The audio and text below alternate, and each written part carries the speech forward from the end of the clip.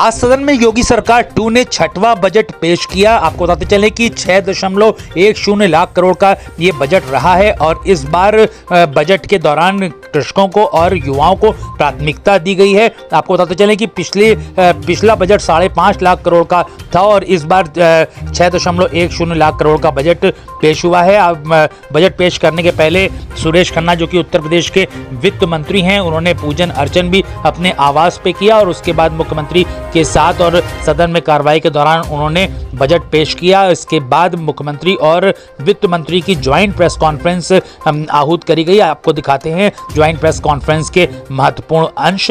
आइए देखते हैं मुख्यमंत्री योगी आदित्यनाथ और वित्त मंत्री सुरेश खन्ना जी क्या कुछ खास बताना चाह रहे हैं। बड़ी खबर, सरकार ने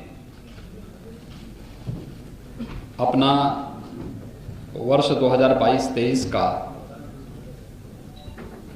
बजट आज विधानसभा में प्रस्तुत किया है। यह बजट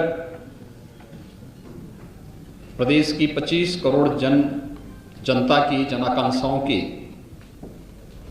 भावनाओं के अनुरूप प्रदेश के समग्र विकास को ध्यान में रख करके गांव, गरीब, किसान, नौजवान, महिलाएं, श्रमिक और समाज के प्रत्येक तबके को ध्यान में रख करके बनाया गया है। आदरणीय प्रधानमंत्री जी के नेतृत्व में, उनके मार्गदर्शन में लोक कल्याण संकल्प पत्र की भावनाओं के अनुरूप देश की सबसे बड़ी आबादी का राज्य उत्तर प्रदेश उन जन आकांक्षाओं की पूर्ति कर सके और समग्र विकास के लक्ष्य को प्राप्त करने में सहायक हो सके, इस दिशा से उत्तर प्रदेश सरकार का यह बजट 5 वर्षों का एक विजन भी है, जो प्रदेश के सर्वसमावेशी समग्र विकास के साथ साथ एक उज्जवल भविष्य की रूपरेखा भी तैयार करेगा। मित्रों, हम लोगों ने 2022 का विधानसभा का चुनाव के पूर्व एक लोक कल्याण पत्र जारी किया था। ये लोक कल्याण संकल्प पत्र में कुल 130 घोषणाएं हुई थी। इन 130 जो संकल्प हमारे लोक कल्याण संकल्प पत्र में थे, उसमें से 97 संकल्पों को हम लोगों ने इस बजट में पहले ही बजट में स्थान दिया है और इसके लिए हम लोगों ने 54,883 करोड़ रुपए का भी प्रावधान किया है। जो संकल्प 130 संकल्प थे, उनमें से कुछ संकल्प पहले से चले आ रहे थे, कुछ नए थे। उनमें से 97 संकल्पों को आज यहां पर इस बजट में स्थान दिया गया है, जिसमें 44 संकल्प नए हैं। इनमें जो प्रमुख घोषणाएं हैं आज के बजट में, वह मुख्य रूप से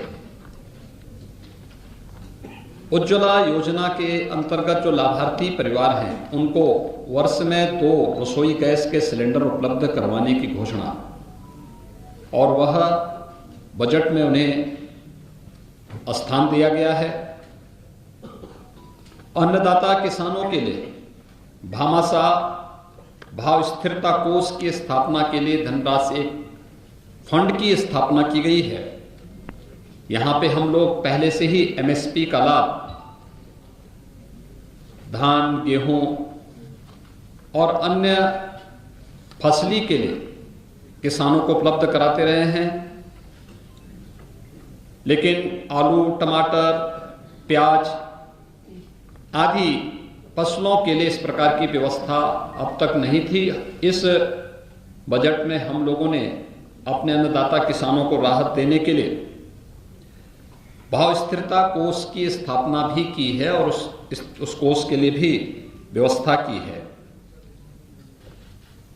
प्रदेश के अंदर आदरणीय प्रधानमंत्री जी का जो देश के लिए विजन है कि हम फर्टिलाइजर, केमिकल और पेस्टिसाइड में कमी लाते हुए प्राकृतिक खेती को बढ़ावा दे सकें। प्राकृतिक खेती की दिशा से उत्तर प्रदेश ने आदरणीय प्रधानमंत्री जी के मार्गदर्शन में पहले से ही अपनी कार्य योजना बनाई थी और उस कार्यक्रम के तहत यहां पे ट्रेनिंग के कुछ विशेष कार्यक्रम भी चले थे। प्रदेश में इस समय हजारों किसान ऐसे हैं जो प्राकृतिक खेती के साथ जुड़े हैं। उनके लिए टेस्टिंग लैब की स्थापना भी हर कमिश्नरी स्तर पर हम लोग स्थापित कर रहे हैं। लेकिन अगले 5 वर्ष के लिए संपूर्ण बुंदेलखंड को प्राकृतिक खेती योजना के साथ जोड़ने की कार्रवाई को भी हम लोगों ने इस योजना में लिया है। इससे पहले गंगा के किनारे के जो 5-5 किलोमीटर के दायरे के क्षेत्र हैं, भारत सरकार के साथ मिलकर के इस कार्य योजना को हम आगे बढ़ा रहे हैं। लोक कल्याण संकल्प पत्र में एक और घोषणा हम लोगों ने की थी, वह थी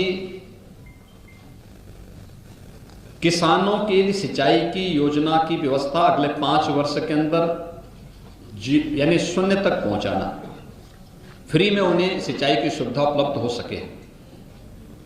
इसके लिए हम लोग पीएम कुसुम योजना के अंतर्गत निःशुल्क सोलर पैनल उपलब्ध कराने की कार्रवाई को आगे बढ़ा रहे हैं। 15,000 से अधिक सोलर पैनल की कार्रवाई को इस वित्तीय वर्ष में हम लोगों ने इस बजट का हिस्सा बनाया है, जिसका लाभ हमारे अन्नदाता किसानों को प्राप्त होगा। इसके अलावा प्रदेश के अंदर हम लोगों ने जो अन्नदाता किसानों की दिशा से अन्य जो तमाम घोषणाएं की हैं, जो इस बजट में हम लोगों ने इसे स्थान दिया है, जो प्रस्ताव दिए हैं, उसमें एमएसपी का लाभ हमारे अन्नदाता किसानों को प्राप्त हो सके, इसके लिए बजट का प्रावधान सिंचाई की अवशेष परियोजनाओं को आगे बढ़ाने के साथ ही 1000 करोड़ रुपए की लागत से लघु सिंचाई की परियोजनाओं को पूरा करने के लिए भी एक विशेष प्रावधान इसमें दिया गया है। निषाद राज बोर्ड सब्सिडी योजना के अंतर्गत नाविकों के लिए नाव खरीद के लिए 40% तक सब्सिडी उपलब्ध करवाने की भी योजना हम लोगों ने इसके साथ ली है। और प्रदेश के अंदर गरीब कल्याण योजना के अंतर्गत एक गरीब कल्याण कार्ड भी जारी करने के लिए संपूर्ण परिवार सर्वेक्षण योजना को भी हम लोगों ने लिया है, जिससे पता लग सके कौन परिवार ऐसा है कि जो योजनाओं में केंद्र और प्रदेश सरकार की योजनाओं से भी वंचित रह गया है, और फिर उसके लिए एक स्पेशल स्कीम चलाना है। दूसरा, प्रदेश के अंदर रोजगार के सृजन और स्वरोजगार के सृजन के लिए हर परिवार का एक व्यक्ति सरकारी नौकरी, रोजगार या स्वतः रोजगार के साथ जुड़े, इसके सर्वेक्षण के कार्यक्रम को भी हम लोगों ने इस बजट में स्थान दिया है। एमबीबीएस और पीजी की सीटें पिछले 5 वर्षों के अंदर प्रदेश के अंदर दुगनी हुई हैं। इसको दुगनी करने के लिए, इसको उससे भी ज्यादा करने के लिए हम लोगों ने बजट में प्रावधान किया है। अयोध्या में इंटरनेशनल एयरपोर्ट की स्थापना करने के लिए भी आवश्यक धनराशि की व्यवस्था इसमें की गई है। प्रदेश के अंदर वे असेवित जनपद जहां पे मेडिकल कॉलेज का निर्माण की कल्पना कोई सोचता भी नहीं था, बिजनौर, कुशीनगर, सुल्तानपुर, गोंडा, ललितपुर, लखीमपुर खीरी, चंदौली, बुलंदशहर, सोनभद्र, पीलीभीत, औरैया, कानपुर देहात, कौशाम्बी और अमेठी, वहां पर भी उसके लिए बजट का प्रावधान इस बजट में हम लोगों ने किया है। बुजुर्ग पुजारियों के लिए, संतों के लिए और उस तबके के लिए जो अब तक उपेक्षित था, एक पुरोहित कल्याण बोर्ड के गठन की कार्रवाई और उसके माध्यम से पुरोहित्य कला को आगे बढ़ाने के साथ साथ उनके समग्र विकास और प्रोत्साहन के लिए भी एक बोर्ड के गठन के कार्यक्रम को भी हम लोगों ने इसमें लिया है। प्रदेश के अंदर युवाओं के लिए खासतौर पर हम लोगों ने स्वामी विवेकानंद सशक्तिकरण योजना प्रारंभ की और इसके तहत हम अपने युवाओं को टैबलेट और स्मार्टफोन दे रहे हैं। स्नातक और स्नातक हर युवा को इसके लिए धनराशि की व्यवस्था हम लोगों ने बजट में की है। इसके साथ ही प्रदेश के अंदर सामूहिक विवाह योजना के लिए भी, जिसमें हम 51,000 रुपये गरीब कन्याओं की शादी के लिए, किसी भी जाति मत मजहब से जुड़ी हुई कन्या हो, 51,000 रुपये हम उसके लिए उपलब्ध करवाते हैं। तो वह उसके लिए भी विगत वर्ष तक प्रति वर्ष 250 रुपये हुआ करता था। इस बार हम लोगों ने इस राशि को बढ़ा करके 600 करोड़ रुपये का प्रावधान किया है। निराश्रित महिला पेंशन की योजना 300 से बढ़ा करके 1,000 रुपया किया गया है और इसके लिए भी जो पहले धनराशि गत वर्ष तक 1812 करोड़ हुआ करती थी, इस राशि को बढ़ा करके 4,032 करोड़ रुपए किया गया है। प्रदेश के प्रतिभाशाली युवाओं के लिए हर जनपद में अभ्युदय कोचिंग की व्यवस्था, जिससे वह अखिल भारतीय स्तर पर और प्रदेश स्तर पर किसी भी प्रतियोगी परीक्षा की तैयारी के लिए स्थानीय स्तर पर उसकी ट्रेनिंग हो सके, उसे कोचिंग की सुविधा फ्री में उपलब्ध हो सके। इसके लिए मुख्यमंत्री अभ्युदय कोचिंग योजना के लिए भी हम लोगों ने व्यवस्था की है। वृद्धावस्था पेंशन की राशि गत वर्ष तक ये राशि 3600 करोड़ रुपए सालाना हुआ करती थी। इस बार इसको बढ़ा करके 7,000 करोड़ रुपए से अधिक की इसमें बढ़ोतरी की है। यह राशि भी पहले उन बुजुर्गों को 300 रुपए मिलती थी, फिर वो बढ़ा करके 500 हमारी सरकार ने किया और उसे इस समय 1,000 रुपये करने का प्रावधान भी किया गया है। प्रदेश के अंदर जो शुगर मिल है, चीनी उद्योग में विगत कुछ वर्षों के दौरान, पिछले 5 वर्ष के दौरान उत्तर प्रदेश ने देश में बहुत अग्रणी भूमिका में काम किया है। यहाँ तक कि कोरोना जैसी महामारी के दौरान भी हमने प्रदेश में चीनी मिलों को बंद नहीं होने दिया। गन्ना किसान के मन में उसके प्रति एक विशेष उत्साह भी है कि पहली बार ऐसे देखने को मिला जब कि सरकार अपने स्तर पर इनिशिएटिव लेकर के गन्ना किसानों के हितों के लिए कार्य कर रही है। हम लोगों ने पिछले बार 3 चीनी मिलों की नई स्थापना की थी।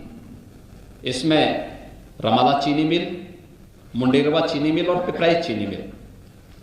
इसके अलावा कुछ चीनी मिलों को जो बंद थे उनको हमने प्रारंभ किया।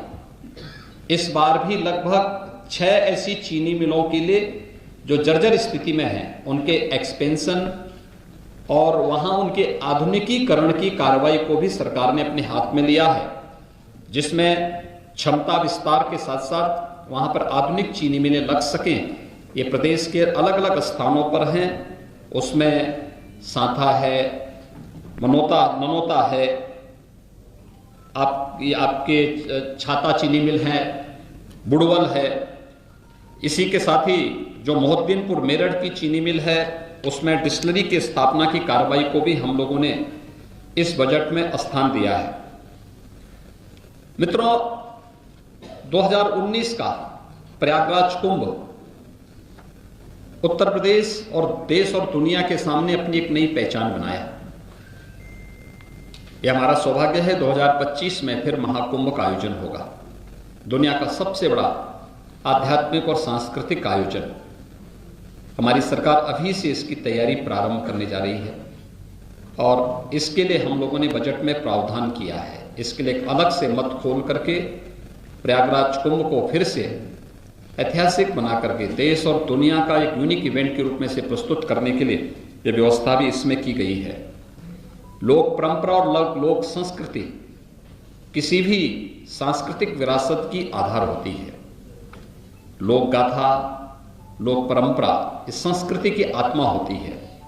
प्रदेश इस दृष्टि से बहुत समृद्ध है कि यहाँ पे पूर्वी उत्तर प्रदेश में भोजपुरी बोली जाती है, अवध और इसके आसपास के क्षेत्र में अवधी बोली जाती है, ब्रज हमारा जो क्षेत्र है इसमें ब्रज भाषा बोली जाती है, बुंदेलखंड क्षेत्र में बुंदेलखंडी बोली जाती है। इन सब की भी एकेडमी स्थापित हो, इन पर शोध हो, वहां पर इन लोक परंपराओं और लोक भाषाओं के उत्थान के लिए कुछ कार्य हो सके, इसके लिए संत कबीरदास भोजपुरी एकेडमी, केशवदास बुंदेली अकादमी, गोस्वामी तुलसीदास अवधी अकादमी और संत सूरदास ब्रजभाषा अकादमी की स्थापना की कार्रवाई को भी हम इस बजट में हम लोगों ने स्थान दिया है। वाराणसी में वहां पर काशी विश्वनाथ धाम की स्थापना के बाद जो टूरिस्ट का फुटफॉल रहा है कई गुना बढ़ा है। प्रतिदिन 1 लाख श्रद्धालु बाबा विश्वनाथ मंदिर में दर्शनार्थ आ रहा है। काशी और उसके आसपास के क्षेत्र में प्रधानमंत्री जी के विजन के अनुरूप समग्र विकास को देख करके अभिभूत होता है। वाराणसी में श्रद्धालुओं और यात्रियों के लिए, स्थानीय नागरिकों की सुविधा के लिए रोपवे के निर्माण के साथ ही मेट्रो के निर्माण की कार्रवाई का भी प्रावधान गोरखपुर, वाराणसी, झांसी, मेरठ इस सिटी में भी हम लोगों ने मेट्रो परियोजना के लिए भी, प्रयागराज यहां पर मेट्रो परियोजना के लिए भी धनराशि की व्यवस्था हम लोगों ने की है।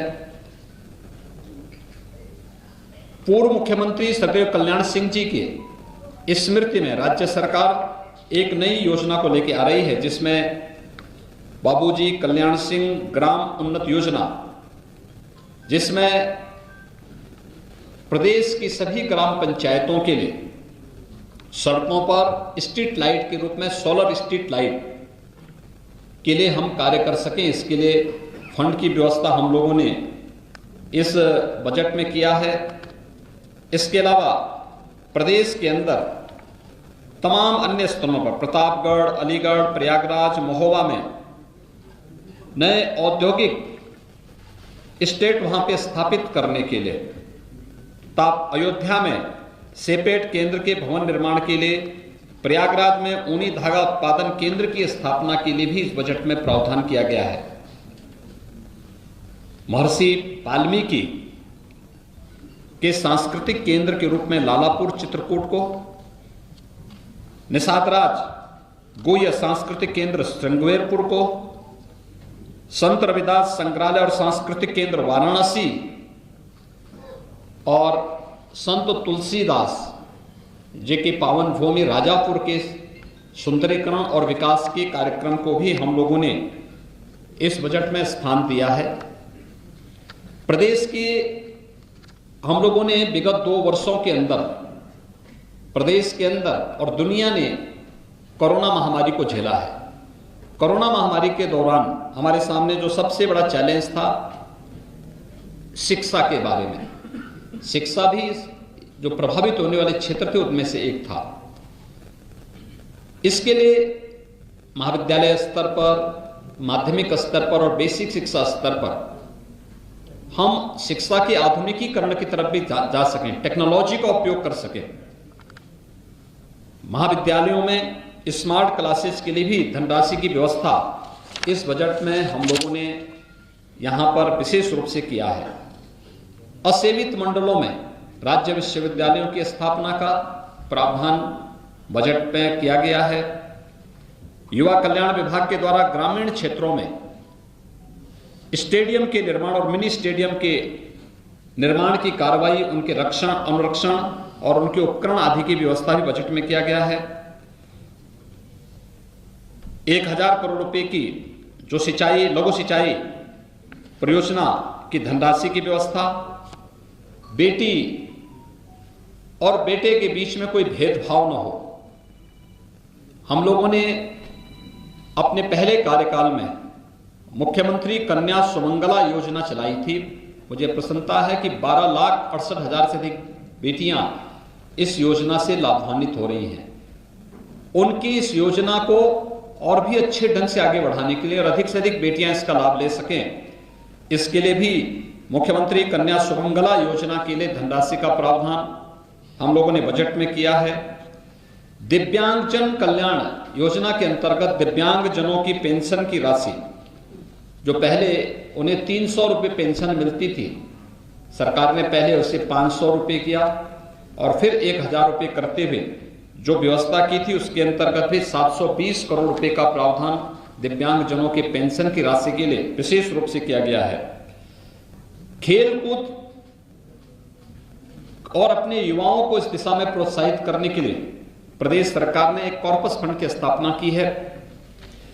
एकलव्य क्रीड़ा कोष की स्थापना, इसका भी प्रस्ताव हम लोगों ने बजट में किया है और मुझे विश्वास है कि खेलो इंडिया खेलों के तहत इसको जोड़ते हुए हम प्रदेश के ग्रामीण क्षेत्र के साथ साथ शहरी क्षेत्रों में भी खेलकूद की प्रतियोगिताओं को आगे बढ़ाने के लिए लोगों में एक स्वस्थ प्रतिस्पर्धा को आगे बढ़ाने में सफल होंगे और प्रधानमंत्री जी की मंशा के अनुरूप हम लोग प्रदेश को अच्छी खेल प्रतिभाओं को देने में सफल होंगे। वन डिस्ट्रिक्ट वन प्रोडक्ट ने प्रदेश के बारे में लोगों की सोच को बदला है और प्रदेश की सोच को बदलते हुए हमने वन डिस्ट्रिक्ट वन प्रोडक्ट की योजना ने परंपरागत उद्यम को प्रोत्साहित करने, स्थानीय स्तर पर रोजगार के सृजन को बढ़ाने और लोगों को स्थानीय स्तर पर ही तमाम प्रकार से रोजगार उपलब्ध कराने में काफी बड़ी मदद की है। हमने बजट में इसका प्रावधान किया है। लगभग 263 करोड़ 75 लाख रुपए का प्रस्ताव बजट में ओडीओपी योजना के लिए किया गया है। मुख्यमंत्री युवा स्वरोजगार योजना के लिए भी प्रदेश के युवाओं को स्वयं का स्टार्टअप स्थापित करने, अपना उद्यम स्थापित करने के लिए प्रोत्साहित करने के लिए भी 125 करोड़ रुपए का प्रावधान हम लोगों ने बजट में किया है। विश्वकर्मा श्रम सम्मान योजना के लिए भी 112 करोड़ 50 लाख रुपए बजट में प्रावधान किया गया है।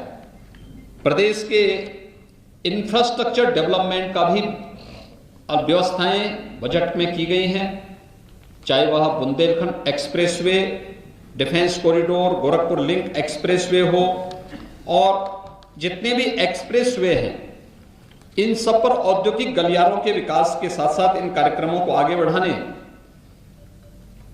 प्रदेश के 18 कमिश्नरी में श्रमिकों, कोविड कालखंड के दौरान अनाथ हुए बच्चों या फिर उन सभी बच्चों के लिए जो अनाथ हो चुके हैं, जिनका कोई भी लीगल अभिभावक नहीं है, उन बच्चों के लिए अटल आवासीय विद्यालय हमारे वर्तमान में निर्माणाधीन है। नए सत्र में हम उन्हें संचालित करेंगे, इसके लिए भी प्रावधान हम लोगों ने यहां पर किया है। बुंदेलखंड में general Bipin Rawat defence and industrial corridor के विकास का प्रस्ताव भी हम लोगों ने, इसके लिए भी 400 करोड़ रुपए की धनराशि का प्रस्ताव हम लोगों ने किया है। इसके साथ ही प्रदेश के अंदर जो हमारे वर्तमान में चालू परियोजनाएं हैं, जिनमें महर्षि वाल्मीकि के लालापुर क्षेत्र का विकास, वाराणसी में संत रविदास श्रृंगवेरपुर में निषाद राज गुह्य स्थलों के पर्यटन विकास के साथ ही बहराइच में महाराज सोहेलदेव के भव्य स्मारक निर्माण के लिए भी धनराशि की व्यवस्था इस बजट में की गई है। बाबा साहब डॉक्टर भीमराव अंबेडकर स्मारक और सांस्कृतिक केंद्र की स्थापना लखनऊ में चल रही है। इसको समय से पूरा करना और साथ साथ इसके कुशल संचालन के लिए भी धनराशि की व्यवस्था बजट में की गई है। जल जीवन मिशन के अंतर्गत हर घर नल योजना ग्रामीण क्षेत्र के साथ साथ शहरी क्षेत्रों में भी लागू हो सके। ग्रामीण क्षेत्र में हम लोगों ने पहले चरण में बुंदेलखंड और बिंद क्षेत्र को लिया है। जापानी इंसेफ्लाइटिस, एक्यूट इंसेफ्लाइटिस, कालाजार, आर्सेनिक और फ्लोराइड प्रभावित क्षेत्रों के अलावा डार्क जोन वाले ब्लॉक, खारा पानी वाले क्षेत्र और अब उन सभी गांवों में जहां पे शुद्ध पेयजल की आपूर्ति नहीं हो पा रही है, उन सभी को हम लोगों ने इसके साथ जोड़ा है और इसके लिए पर्याप्त धनराशि की व्यवस्था बजट में की गई है। लेकिन इसके साथ ही शहरी क्षेत्रों में भी शुद्ध पेयजल की आपूर्ति हो सके, अमृत योजना के अंतर्गत इसका प्रावधान भी बजट में किया गया है। प्रदेश के अंदर वीरांगना झलकारीबाई महिला पुलिस बटालियन गोरखपुर, वीरांगना अवंतीबाई महिला पुलिस बटालियन बदायूं और वीरांगना उदादेवी महिला पुलिस बटालियन लखनऊ, इनके गठन और यहां पर इंफ्रास्ट्रक्चर डेवलपमेंट के लिए भी धनराशि की व्यवस्था बजट में की गई है। इसके अलावा सेफ सिटी मिशन के अंतर्गत प्रदेश में भी अलग से हम व्यवस्था चला सकें। भारत सरकार इसमें सहयोग करती रही है, लेकिन इसको हम लोगों ने सेफ सिटी और स्मार्ट सिटी को मिलाकर के प्रदेश के अंदर एक साथ चलाया है और उसकी सर्वत्र सराहना भी हुई है।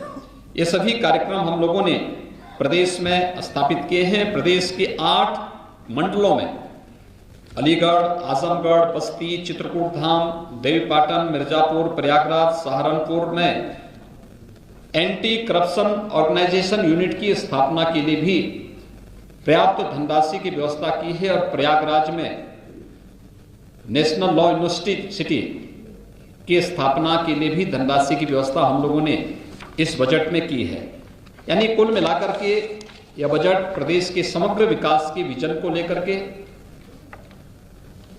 प्रदेश के आगामी 5 वर्षों के एक सर्वसमावेशी और समग्र विकास को ध्यान में रख करके तैयार किया गया एक विजन डॉक्यूमेंट के रूप में हम लोगों ने आज यहां पे प्रस्तुत किया है। और यह बजट उत्तर प्रदेश की 25 करोड़ जनता की जन आकांक्षाओं के अनुरूप प्रदेश के गांव, गरीब, किसान, नौजवान, महिलाएं और समाज के प्रत्येक तबके के हितों के लिए कार्य करने में सफल होगा, उसकी आधारशिला स्थापित करेगा।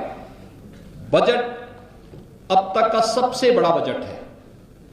मित्रों, मुझे बताते हुए प्रसन्नता है कि हमारा यह बजट जब 15-16 में प्रदेश के अंदर बजट प्रस्तुत हुआ था, वह 3 लाख करोड़ के आसपास था। 3,02,687 करोड़ रुपए का था। और इस बार जब हम बजट प्रस्तुत कर रहे हैं, यह बजट 6,15,518 करोड़ 97 लाख का है। यानी बजट का दायरा दोगुने से ज्यादा हुआ है, जबकि विगत 5 वर्ष के अंदर 2 वर्ष हमारे कोविड प्रबंधन में व्यतीत हुए हैं। बजट में जो सबसे महत्वपूर्ण बात यह है कि बजट के दायरे को बढ़ाने के लिए हमने प्रदेश के अंदर राजस्व भी बढ़ाया है। और राजस्व को हम लोगों ने किस रूप में बढ़ाया है? अगर मैं जीएसटी, वैट आदि की बात करूं तो 2017 के पहले प्रदेश के अंदर या देश के अंदर जीएसटी नहीं था। वन नेशन वन टैक्स 2017 जुलाई 2017 में लागू हुआ, लेकिन उससे पहले सेल टैक्स और वैट था। उस समय प्रदेश में सेल टैक्स और वैट से जो धनराशि प्राप्त होती थी वो मात्र 51,000 करोड़ रुपए प्राप्त होती, 51,800 करोड़ रुपए प्राप्त होती थी। कोविड-19 के बावजूद 2 वर्ष इसमें हम लोगों के अमूल्य खर्च हुए, प्रबंधन में खर्च हुए, लोगों की इनकम पे असर पड़ा, कई महीनों तक लॉकडाउन के कारण व्यापार पर असर पड़ा, अर्थव्यवस्था पर उसका बुरा असर पड़ा। लेकिन उस सब के बावजूद हम इसके दायरे को बढ़ाने में लगभग 90,000 करोड़ रुपए तक पहुंचाने में हमें सफलता प्राप्त हुई। इतना रेवेन्यू हम लोगों ने कलेक्शन किया। एक्साइज में उत्तर प्रदेश में कुल 14,273 करोड़ रुपए प्राप्त हुए थे 16-17 में, और इस समय हम लोग 21-22 में इसे 36,231 करोड़ से अधिक पहुंचाने में हमें सफलता प्राप्त हुई। ऐसे स्टैंप एंड रजिस्ट्रेशन में 11,564 करोड़ रुपए से बढ़ा करके हम लोगों ने इसे 20,045 करोड़ 68 लाख रुपए तक पहुंचाने में हमें सफलता प्राप्त हुई। माइनिंग में 1,548 करोड़ रुपए से बढ़ा करके इसे 2,664 करोड़ रुपए तक पहुंचाने में प्रदेश के अंदर एक माइनिंग पॉलिसी लाने के बाद हमें इसे पहुंचाने में सफलता प्राप्त हुई। कुल मिलाकर के प्रदेश ने अपने रेवेन्यू को बढ़ाया है। रेवेन्यू को बढ़ाने के साथ साथ प्रदेश के विकास का जो आधार बना, उस आधार के साथ ही उस आधारशिला पर जो आगे की कार्रवाई प्रारंभ हुई, आज उसके परिणाम हम सबके सामने आ रहे हैं। प्रति व्यक्ति आय में वृद्धि हुई। प्रदेश की अर्थव्यवस्था विगत 5 वर्ष के अंदर दुगनी हुई है और बजट का दायरा भी हमारा आज दुगने से अधिक आज 2022-23 का प्रस्तुत हुआ है। सबसे महत्वपूर्ण बात इस बजट की है वो ये कि रिजर्व बैंक और भारत सरकार ने जो एफआरबीएम की, राज्यों के लिए एफआरबीएम की जो सीमा तय की है कि आप ऋण लेने की जो सीमा आपकी होगी वह पहले 3% थी।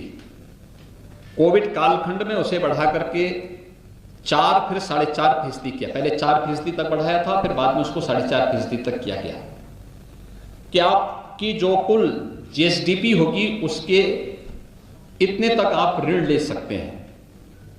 उत्तर प्रदेश आज भी अपना बजट के दायरे को बढ़ाने, बेहतर कोविड प्रबंधन करने, इंफ्रास्ट्रक्चर डेवलपमेंट के कार्यक्रमों को आगे बढ़ाने, लोक कल्याण के कार्यक्रमों को आगे बढ़ाने, प्रदेश के प्रत्येक तबके के लिए, गरीबों के लिए, गांवों के लिए, महिलाओं के लिए, किसानों के लिए, मजदूरों के लिए, व्यापारियों के लिए, समाज के प्रत्येक तबके के लिए अपनी कल्याणकारी योजनाओं को आगे बढ़ाने और समग्र विकास के कार्यक्रमों को आगे बढ़ाने के साथ ही एफआरबीएम की जो सीमा 4.5% तक तय की गई है, हम अपने कुशल वित्तीय प्रबंधन के तहत यह हमारा इस बजट के बाद भी 3.96% ही रहेगा।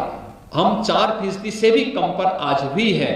बजट का दायरा बढ़ा, प्रदेश के अंदर इंफ्रास्ट्रक्चर डेवलपमेंट के कार्यक्रम हुए, निवेश की नई नई संभावनाओं को हम लोगों ने नई पॉलिसी के माध्यम से आगे बढ़ाने का कार्य किया। ये प्रदेश की कुशल वित्तीय प्रबंधन का एक नमूना है। आज विधानसभा में उत्तर प्रदेश का 2022-23 का यह बजट प्रस्तुत हुआ है। मैं इसके लिए वित्त मंत्री जी को, अपने अपर मुख्य सचिव वित्त और उनकी पूरी टीम को हृदय से धन्यवाद देता हूं। पूरा मंत्री परिषद उनके सहयोग के लिए हमेशा तैयार रहा और हम विश्वास व्यक्त करते हैं कि आदरणीय प्रधानमंत्री जी की मंशा के अनुरूप यह बजट $1 ट्रिलियन की इकोनॉमी आगामी 5 वर्ष के दायरे के अंदर हम लोग आगे बढ़ाने में सफल होंगे। इस विश्वास के साथ यह बजट आज प्रस्तुत हुआ है। मैं विश्वास व्यक्त करूंगा कि लोक कल्याण संकल्प पत्र के जो 130 संकल्प थे उनमें से 97 को हम लोगों ने इसमें लिया है। शेष अन्य जो समय समय पर आएंगे, अभी हम लोग दिसंबर में अपना सप्लीमेंट्री बजट भी लेकर के आएंगे। तब तक सभी विभाग इस कार्यक्रम को तेजी के साथ आगे बढ़ाएंगे। प्रदेश विकास की गति पर फिर से दौड़ता हुआ दिखाई देगा और प्रधानमंत्री जी के विजन के अनुरूप देश की नंबर 1 अर्थव्यवस्था बनने की उत्तर प्रदेश अग्रसर होगा। मैं एक बार फिर से आप सबको बजट भाषण को और बजट के इस पूरे कार्यक्रम को सकारात्मक भाव से आगे बढ़ाने के लिए हृदय से धन्यवाद देता हूं।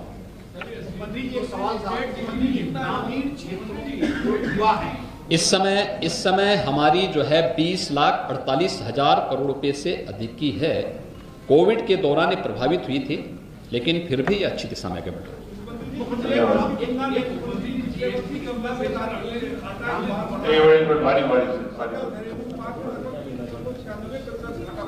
देखिए उत्तर प्रदेश और देश के लिए एफआरबीएम की जो सीमा है यह 4.5% तय की गई है। पहले 3% तक थी, कोविड के पहले 3% तक थी, बाद में इसको बढ़ा कोविड के दौरान इसको 4% किया गया। तमाम राज्यों ने मांग की थी कि सब इसको अर्थव्यवस्था पर कोविड का बुरा असर पड़ा है, इसलिए इसको 4.5-5% तक मांग की थी। भारत सरकार ने इसको व्यापक विचार विमर्श के बाद 4.5% किया।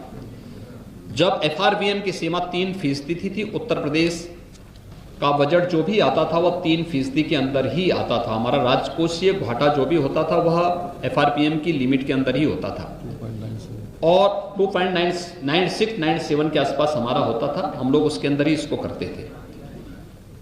कोविड के दौरान अर्थव्यवस्था पर जो विपरीत असर पड़ा था वह यूपी भी उसमें था, क्योंकि यूपी तो सर्वाधिक बड़े राज्यों में, सबसे बड़े राज्यों में है।